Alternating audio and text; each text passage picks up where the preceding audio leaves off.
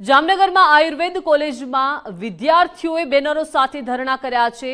કોઈડમ આયુર્વેદ કોલેજને તાળા લાગતા વિદ્યાર્થીઓનું ભાવિ અંધકારમય બન્યું છે। લોનના હપ્તા બાઉન્સ થતા કોલેજનું બિલ્ડિંગ સીલ કરાયું છે।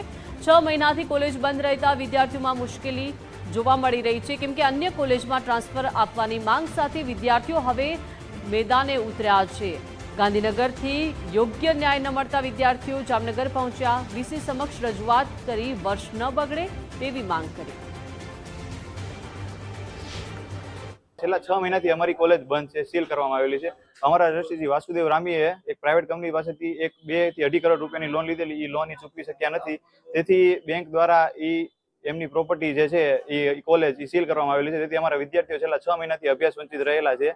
તો અમે લોકોએ ગાંધીનગર સચિવાલય આયુષ મંત્રાલયમાં ફરિયાદ કરી, છતાં તેમને અમને એવું કહેવામાં આવેલું કે તમે ગુજરાત આયુર્વેદ યુનિવર્સિટી જામનગર જઈને વાઇસ ચાન્સેલરને તમે તમારી આ ફરિયાદ છે રજૂઆત મૂકો અને એ તમારી સમસ્યાનો હલ કરશે। હવે અત્યારે અમારી શ્રી ગુજરાત આયુર્વેદ યુનિવર્સિટીના વાઇસ ચાન્સેલરને આટલી વિનંતી છે કે અમારા વિદ્યાર્થીઓનું ભાવિ બગડે ને એ પ્રમાણે તમે લોકો અમને બીજી કોલેજમાં ટ્રાન્સફર આપવા વિનંતી।